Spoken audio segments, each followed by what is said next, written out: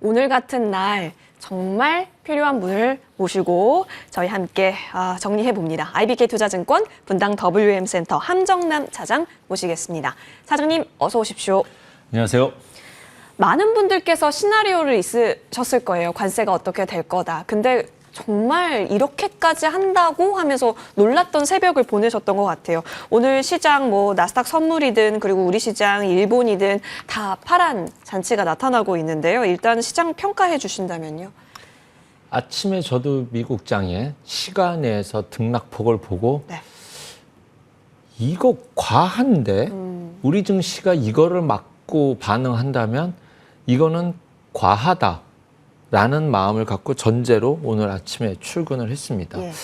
일단은 미국 시장을 보면 첫 번째는 10%라고 얘기를 했잖아요. 그러다가 나중에 쫙 국가별로 맞아요. 펴주니까 시간에서 나왔죠. 박살이 나기 시작했죠. 예. 뭐야 10%는 뭔 소리고 어떻게 된 거야 라고 하면서 어떤 다소 온화적일 거라고 생각했었던 기대감을 한 번에 패를 엎었다라는 점과 두 번째는 미국 시장은 아직 바닥 확인이 안 돼 있었던 자리에서 심리적으로 연약했었던 구간에서 조금 충격이 크게 맞은 모습입니다. 하지만 제 기준상으로 오늘 역으로 이렇게 빠지면 안 될 것 같은데 생각했었던 이유는 국가별로 관세가 우리가 예상했던 것보다 높게 나타난 국가들도 많이 있었잖아요. 예. 그래서 우리나라 25%니까 예상했던 비중이지만 그거보다 큰 나라들도 많았고. 베트남? 네, 그렇습니다. 그런 관점에서 봤었을 때 협상을 하려는 의지에서 오늘 제시한 이 관세치가 상당히 높은 맥스치일 수 있겠다라는 생각을 한 거죠. 이것을 줄여나가면서 중점을 찾겠구나라고 생각했던 것은 일단 우리나라만 볼게요. 25%는 예상하고 있었지만 우리는 상호 관세라는 명분으로 봤었을 때 우리나라가 미국한테 관세 50% 때렸다고 이게 말이 맞아? 라고 했었을 때 미국이 콕 집어서 얘기한 게 두 가지가 있습니다. 하나는 자동차, 두 번째는 쌀이에요. 쌀? 자동차는 그럴 수 있는데 쌀을 미국이 지금 관세를 하는 강압적으로 밀어붙이는 이유가 핵심 산업에 대해서 미국의 리쇼링 제조업 공장을 미국에다 지으라는 건데 쌀 농사 밭을 논을 미국에서 농사 지으라는 뜻은 아니잖아요. 그 뜻은 우리나라가 미국에게 대해 관세를 50%를 부과하고 있다는 것을 의지적으로 높여놓은 수치라는 것을 저는 그렇게 해석할 수 있다라고 보는 거죠. 네. 무슨 뜻인지 이해되시죠? 예. 자동차 관세 우리나라가 미국에다 얼마나 매긴다고. 상대적으로 유럽보다 훨씬 낮게 매지니 이거는 이것 때문에 다 같이 빠진다고 한다면 우리나라는 상대적으로 과잉 해석이다라는 부분을 염두에 두고 있었던 것이고 이것은 우리나라만은 아닐 거라는 생각이 듭니다. 그래서 미국은 협상의 우위를 갖기 위해서 한국이 우리한테 미국한테 50% 관세 매기는데 사람들 많이 놀랐죠. 우리가 미국한테 50% 관세 때리고 있었어? 쌀? 이제 이렇게 되는 거예요. 이제 이렇게. 그렇다라고 본다면 지금 이 수치가 상당히 맥스화된 수치일 수 있을 것이고 앞으로 이야기가 되면서 이것이 점차 줄여나갈 수 있을 것이다. 증시로 봤었을 때 과거에 미국이 중국에다가 관세를 부과하기 시작했었던 2018년 6월에 봤었을 때 관세가 막상 부과되고 난 직후에는 네. 조금 변동성이 잠시는 있었지만 시간이 지나고 나서는 주가가 S&P 500이 올라 상승세를 받았었거든요. 미국 증시는 아직 바닥 시그널이 안 떴기 때문에 지금이 딱 바닥이다 이렇게 말씀드릴 수는 없겠지만 적어도 관세와 관련된 수치는 관세율에 대해서는 지금이 맥스인 점에서 좀 이렇게 어떤 심리적인 이런 것들은 지금의 맥스의 정점을 지나갈 수 있는 과정이 아닐까라는 생각이 듭니다. 그 안에서 이제 시총 상위 종목 중에서는 테슬라가 개별적인 변동성이 있었어요. 기업으로 돌아온다 했다가 말도 안 되는 소리 하지 마라 이런 표현이 있었죠. 그런 표현을 그렇게 해도 되는지도 모르겠어요. 노골적인 표현들이 너무나 자연스러워진 세상이 된다는 게 좀 두렵기는 합니다만 어쨌든 이것 때문에 시간의 변동성이 커지고 있었죠. 미국 증시는 만약에 이렇게 시간에가 반영이 돼서 밀린다고 한다면 조심스럽게 그 이후에는 단기 바닥 또는 일시적 반등에 네. 대해서도 염두에 둬야 된다는 것을 저는 생각해 보고 있습니다. 바닥이 잡히는 현재 구간임을 확인을 네. 하고 있습니다. 물론 우리나라에서는 내일 또 변동의 이벤트가 있긴 하지만 일단 관세 얘기가 나왔으니까요. 베트남 얘기도 잠시 좀 해볼게요. 네. 베트남이 46%다. 그러면 베트남의 공장에는 우리 기업 어디가 있지? 기사를 보니까 이제 삼성전기 그리고 LG 이노텍이라는 겁니다. 그러다 보니까 지금 시사점을 어떻게 잡아가야 할까요? 많이 걱정을 해야 하는 것인지 이게 맥스라고 한다면 여기가 또 더 저점인 건가에 대한 생각도 있을 텐데요. 그거보다 네. 오늘 코스피가 왜 이렇게 많이 빠졌냐에 대한 핵심은 베트남입니다. 이 부분이에요. 지금 미국이 원하는 기본적으로 보면 어떤 큰 그림을 갖고 있냐면 과거에는 중국과만 싸웠어요. 예. 미국이 중국과 관세 무역 전쟁에 철벽을 세워버리니까 중국이 다른 나라랑 손잡기 시작했고 다른 나라들도 중국과 손잡았고 또한 중국 제품들이 우회 국가를 경로해서 미국으로 들어오는 거예요. 네. 그러니까 중국에다가 철벽을 크게 세워놨는데 돌아오고 자기네끼리 손잡는 거예요. 지금 미국은 지금 우방국이 맞는지는 모르겠습니다만 그 외 국가들에 대한 교통 정리를 먼저 하는 것이고 제조업을 잘 탄탄하게 만들어 놓고 그 안에서 리쇼어링 정책 플러스 알파로서 우방 국가들에게 약간의 무언의 카드가 될 수도 있죠. 왜요? 생산 시설이 미국에 있으니까 네. 이게 이제 볼모로 잡으면서 중국과 함부로 할 수 없는. 그러니까 나중에는 이것이 교통 정리가 끝나고 나면 중국을 진짜로 고립시킬 수 있는 전 세계 전초전으로 이것을 하고 있다는 의미도 포함되거든요. 예. 그 안에서 우회 경로를 통과할 수 있는 것이 멕시코, 캐나다였고요. 지금 따로 별도로 진행하고 있죠. 그 다음이 베트남도 그중에 일부 예. 포함되어 있거든요. 우리나라 증시가 오늘 빠진 이유가 상호관세 25% 시작됐다. 미국 증시가 시간에서 급락했다. 그 말 맞죠. 하지만 코스피가 이렇게 외국인 매도가 나왔다는 것은 베트남 관세 충분히 납득이 됩니다. 왜냐하면 우리나라는 대부분 생산 거점이 중국에 있었거든요. 그런데 중국에 있던 것이 한알령 시작되고 중국에서 자국기업만 유리하게 해주다 버리고 또 알짜만 빼먹고 이렇게 됐잖아요. 그래서 대부분 다 철수를 네. 한 상황이거든요. 이렇게 돼서 생산 거점을 베트남으로 옮겼어요. 그러니까 미국은 어떻게 보면 나쁘게 생각하면 우리나라를 우회 압박할 수 있기도 한 것이 베트남에 대한 압박이지 않았나라는 생각이 듭니다. 하지만 우리나라만 압박받는 것이 아니라 중국산 제품의 우회 경로를 차단한다는 의미도 있을 것이고 어쨌든 우리나라 입장에서는 중국의 공장을 베트남으로 옮겼는데 여기에다 관세를 때려버리니 우리나라 입장에서 상당히 불편해질 수밖에 없습니다. 우리나라 해외 법인 비중이 1위가 미국이고 2위가 여전히 아직은 중국이고 3위가 베트남이거든요. 그러니 오늘 코스피가 무거울 수밖에 없다라는 네. 점. 실제로 삼성전자의 핸드셋 공장도 베트남에 거주해 있고 그렇죠. 거기에 토대로 오늘 아침부터 노골적으로 삼성전기, LG이노텍이 맥을 못 쳤던 부분이 이 부분이라고 생각이 듭니다. 삼성전기 같은 경우는 수익이 잘 돌아서지 않았어요. MLCC랑 카메라셋이 이제 좀 돌아서기 시작했었거든요. 네네. 그래서 이번에 실적이 돌아선 게 아주 큰 폭으로 유일하게라고 표현이 맞을지 모르겠지만 베트남 공장이었단 말이에요. 그래서 65% 증가했는데 여기에도 관세를 매겨버린다고 하니 삼성전기가 오늘 불편할 수밖에 없고 LG 이노텍이 갖고 있는 생산 공장 제일 큰 공장이 베트남에 있거든요. 예. 두 종목이 피해갈 수 없었다라는 점. 여기에 플러스 알파. 그럼 이런 종목 조심해야 되잖아요. 공장은 베트남에 있는데 수출을 미국에다 많이 하는 기업 뭐가 네네. 있냐? 이 논리가 맞나라고 해서 딱 찍어본 게 한세시럽이었거든요. 아니나 다를까 한세시럽 돌아서지 못하고 밀려버렸습니다.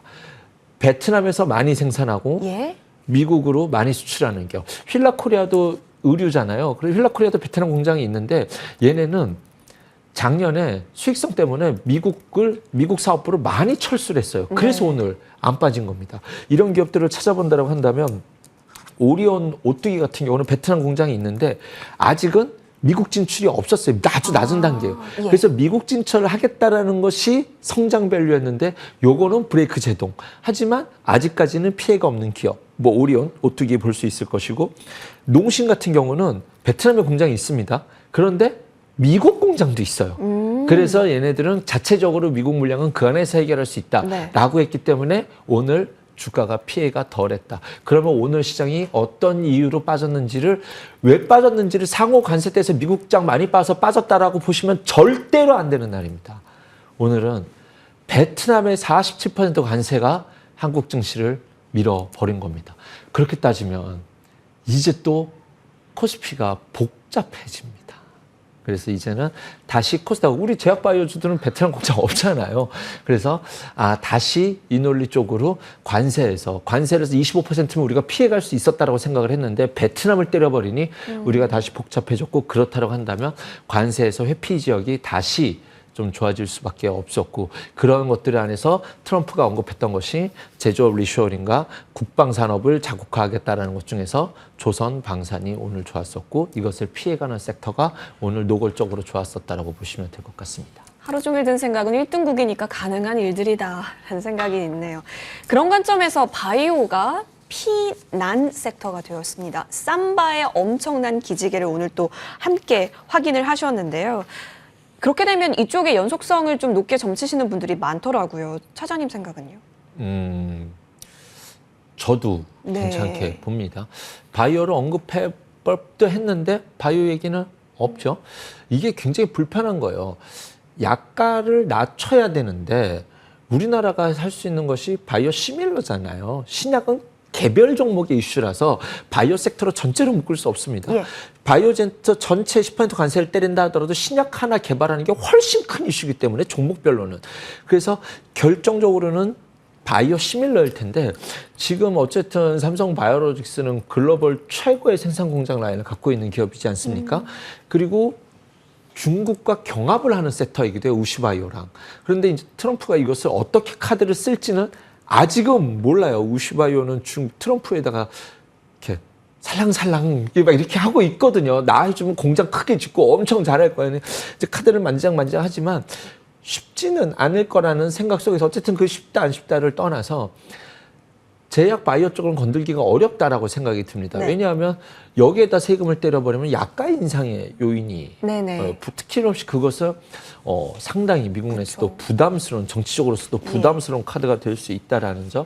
그 안에서 삼성 바이오로직스는 자기의 일을 잘 해 나가고 있을 뿐만 아니라 이제 앞으로 중국을 때린다는 관점에서 관세 회피 섹터일 뿐만 아니라 중국을 때렸을 때 상대적인 수혜를 볼 수 있는 섹터다. 임에도 불구하고 주가가 상당 기간 조정을 주었는데 저는 오늘의 상승은 충분히 의미가 있다라고 생각이 듭니다. 그냥 삼성 바이오로직스 한 종목만 자체적으로 내부적으로 들여다본다 하더라도, 제가 바이오 섹터는 너무 깊이 사랑하지 말라라고 말씀을 드리지만 삼성 바이오로직스는 좀 별개로 볼 수 있겠다라는 생각이 듭니다.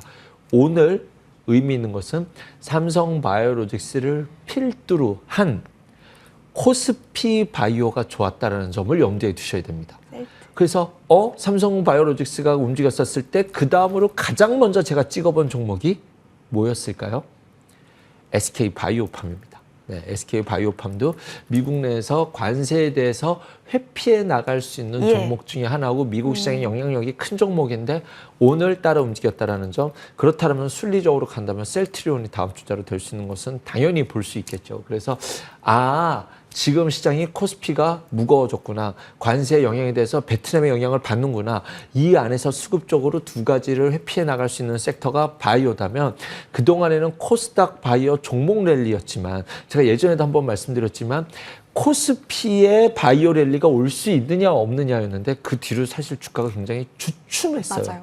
지금까지의 바이오는 코스닥의 개별 랠리였거든요. 그런데 지금은 대형 주단에서의 수급의 유입도 기대해 볼 수 있는 시그널이 삼성 바이오로직스, 바로 다음 주자가 SK 바이오팜이었다는 것을 통해서 이 안에서 코스피 내에서 대피 이상의 플러스 알파 요인으로서의 섹터로서의 의미를 가져가 볼 수 있겠다라는 생각이 듭니다. 그렇다라고 한다면 삼바가 가면 같이 가는 종목들 있지 않습니까? 뭐 바이넥스라든가 뭐 ST팝 이런 종목들도 충분히 시야를 넓혀놓고 볼 수 있겠다. 이제는 바이오의 색깔도 조금 바뀔 수 있다는 점을 염두에 두시고 좀 보시는 것은, 그러니까 지금까지는 코스닥 바이오 쭉 봤다라고 한다면 이제는 코스피 바이오 쭉 내려놓고 내림차순으로 보시는 것도 염두에 두셔야 되는 시장으로 오늘 색깔의 변화가 포착이 됐다라고 말씀드리도록 하겠습니다. 오늘 진짜 하루 종일 피해 섹터, 피난 섹터 얘기하고 있는 것 같은데 이제 마무리는 피난 섹터 얘기 좀 계속 해볼게요. 사실상 바이오도 그 중심에 있다. 코스피 바이오가 이제 좀 더 중심을 잡고 있어 보입니다. 바이오 쪽에서 컬러감 얘기해 주셨는데 다른 쪽으로 한번 볼게요. 대안으로 거론되고 있는 쪽에 사실 렌터도 있을 것 같고 오락 문화 쪽도 있을 것 같거든요. 네. 중국 관련 소비주들에 대해서는 제가 한 2주 내내 말씀드리고 있어서 그거를 제외하고 화장품 엔터주들은 계속 꾸준히 말씀을 드렸었죠. 그거 말고 이제 미국이 원하는 것이 니네 제조 공장을 미국에다가 지으라 라는 게 핵심이고 만약에 글로벌 국가들이 이것에 대해서 진짜로 핵심 공장을 짓지는 않겠지만 적당한 공장은 지을 수 있다라고 삼성전자도 미국 공장 짓고 우리나라에도 이제 반도체 클러스터를 통해서 하이닉스 주축이긴 하지만 그래서 핵심 반도체는 국내지만 기본적으로 미국 내 소비할 수 있는 것들은 미국에다 주는 투트랙 전략이 가능하잖아요. 조선이 그렇지 않습니까? 선박선사 수수료 뗀다고 하니까 글로벌 선사회사들이 뭘 하냐고 있냐면 이렇게 중국 배와 중국 선사와 다른 비중국 기업들 이렇게 나눠서 지금 관리를 하고 있거든요. 리쇼링에서 적어도 미국 내에다 지어도 되겠다라고 하는 이런 것들을 통해서 그럼 우리도 공장을 미국 내에다 지어야겠다. 현대차가 이 카드를 좀 빨리 썼어. 그게 아쉬워요. 네. 이거를 좀 갖고 있다가 미국 얘기하는 거 보고 알겠어요. 딱 화답을 했었으면은 그렇죠. 좀 더 좋았을 반전 효과. 건데 조금 안타깝긴 합니다만 어쨌든 그것에 화답하는 이야기들이 앞으로 나오게 된다라고 한다면 미국이 원하는 카드를 쥐어지게 된다면 어떤 일이 일어날까? 첫 번째는 공장을 지을 때 건설사들이 가서 기초 토공 건설을 짓습니다. 네네. 그렇게 됐었을 때 그러면 안 그래도 미국 외의 글로벌 국가들은 지금 특히 유럽 같은 경우는 금리 인하하고 재정정책 쓰려고 하잖아요. 통화정책, 재정정책을 유럽은 다 쓰려고 하는 거예요. 독일 증시가 신고가인 이유를 정확하게 알고 계셔야 돼요. 안 그래도 건설주들이 좀 좋을 법도 했었는데 이거 미국에다가 공장 짓기가 시작된다고 한다면 적어도 바닥 논리는 우리가 공감이 될 수 있지 않을까라고 한다면 특히 반도체 공장, 디스플레이 공장 같은 경우는 일반 땅 파는 공사들이 가는 것이 아니죠. 그런 데는 이제 삼성 엔지니어링이 가기도 하고 하지만 삼성 엔지니어링은 특화된 플랜트 쪽에서 주가가 이제 반응을 보이지만 이쪽도 나쁘지 않다라고 생각을 합니다. 현대건설, 삼성 엔지니어링, 두산 밥캣 정도 눈여겨보고 있고요. 네. 그 많은 공장들 에너지를 어떻게 쓸 건데 원전도 지켜봐야겠죠. 원전 두산 에너빌리티로 토픽으로 말씀드리도록 하겠습니다. 공장을 지을 때 그 안에 장비는 로봇과 스마트 팩토리 함께 볼 수 있으라고 생각이 듭니다. 로봇 오랜 기간 조정을 잘 주었다라고 생각이 드는데 RS 오토메이션, 현대무벡스, SB비테크, T로보틱스 등등의 종목들 관심을 갖고 지켜보자 말씀드리겠습니다. 협상을 통해 어떻게 앞으로의 세계 관세 율의 변화가 나타나게 되는지도 지켜볼 부분이겠네요. 자, 피난 섹터까지 저희 잘 확인해 봤습니다. 함정난 차장님과 함께 했고요. 저희는 여기서 물러납니다. 오늘장 고생 많이 하셨습니다. 고맙습니다.